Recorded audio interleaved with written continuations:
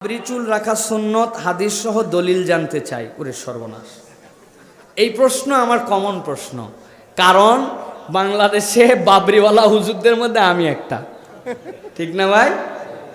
17 বছর ধরে চুল রাখি, হজে গেলে ন্যাড়া করি, আবার চুল রাখি। প্রিয় ভাইয়েরা, রাসূলুল্লাহ সাল্লাল্লাহু আলাইহি ওয়াসাল্লামের সুন্নাতগুলা দুই ধরনের। একটা সুন্নাত ছিল আসার, রাসূলুল্লাহ সাল্লাল্লাহু আলাইহি ওয়াসাল্লামের নিজের প্র্যাকটিস ছিল, যে নবী করিম সাল্লাল্লাহু আলাইহি ওয়াসাল্লাম নিজে এইটা করতেন, কিন্তু কাউকে বাধ্য করেন নাই। সাহাবায়ে কেরাম ভিন্নটা করেছেন, নবীজি অন্যরকম মতামত দেন নাই, নিষেধ করেন নাই।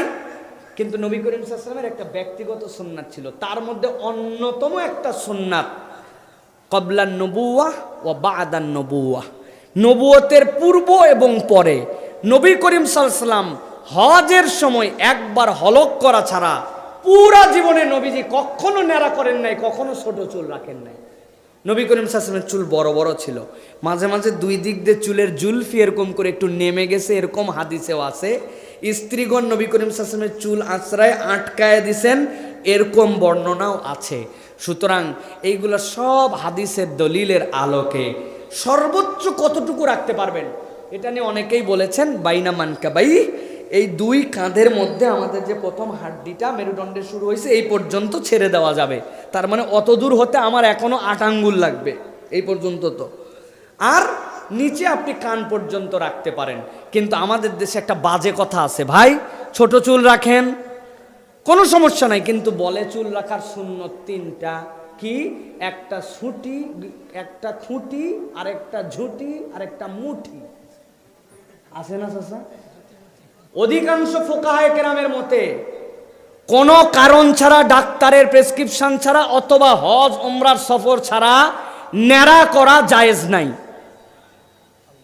যারা বলেন ন্যাড়া করা সব জায়েজ নাই, অনেকের কথা। কেউ করছেন ভিন্ন কারণে, সাহাবায়ে কেরাম ছোট চুল রেখেছেন। তবে চুল রাখার একটা নিষেধাজ্ঞা আছে, নবীজি বলছেন তোমরা কাজা করো না। কাজা মানে কি? এই পর্যন্ত চুল আছে, এদিক দিয়ে সাইসে বাদ দিছে, এদিক দিয়ে দিছে, এদিকে 3 টান, এদিকে 3 টান, নেইমার আছে না ভাই?